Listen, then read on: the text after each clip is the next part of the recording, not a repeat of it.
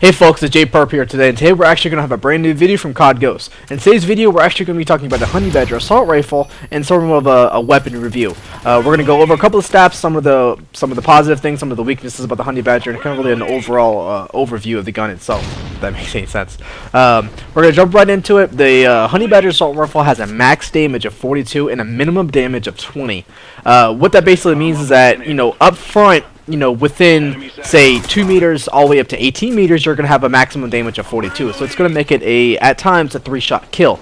And then from a downward slope, from between, let's say, 18 meters all the way down to 32 meters, at 32 meters itself, it's going to drop down to 20, making a 5-shot gun. So the further away you are from the actual target, the more shots it's going to take to kill, depending on how far he actually is. The drop-off is definitely going to start right at 19 meters. From 19 meters to actually 32 meters itself. The fire rate of the weapons can be pretty fast at 800 RPM, making it actually the third fastest firing assault rifle. The magazine size is going to start off right at 30 rounds per clip.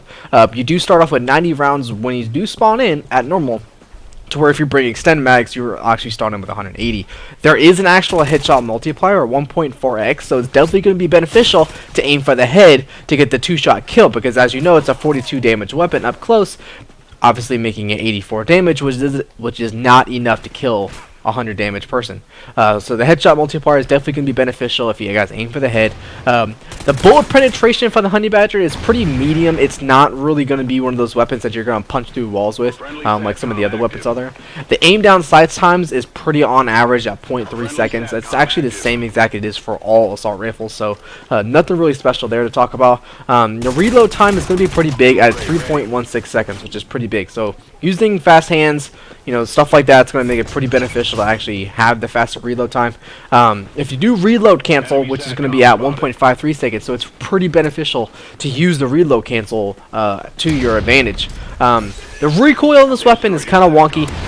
It's pretty much even in all different spreads. There really isn't a whole lot of kick to any big direction, but there is a definite kick in the weapon, which at the further ranges can make it pretty difficult to actually get your kill. So this weapon's going to be extremely beneficial between, I would say, 0 and about 22 meters. That's really what this weapon's going to do. It's all of its work. I really don't recommend using this weapon in, like, say, Stonehaven, unless you feel like that's really where you're good at. This weapon's going to be really good at kind of the same mentality as a submachine gun. It's very quick fire, running gun. Obviously, the biggest benefit of this weapon is the fact that it has a built-in silencer. Obviously, you guys wouldn't have to use one of the actual perks or one of the actual attachments points and then weighing down your person. So having the built-in silencer, if you guys like playing stealthy, this is definitely going to be the weapon for you guys. My recommended perks, I would probably say anything from the speed or stealth class. Obviously, the stealth class would be more important, being the fact that this weapon is obviously meant to stay off the radar. It is a very fast kill weapon. If you guys can get very accurate with it, it's going to be an awesome and fun weapon to use. I definitely would recommend using it every once in a while. The iron sights aren't too bad. I would normally just use a red dot scope, just out of personal preference. But the iron sights are definitely easy to use. They're not too cluttered or not too actually bad. The skill of this weapon, honestly, I would say is probably around medium. Anybody who's never played this game probably wouldn't do too well with the Honey Badger.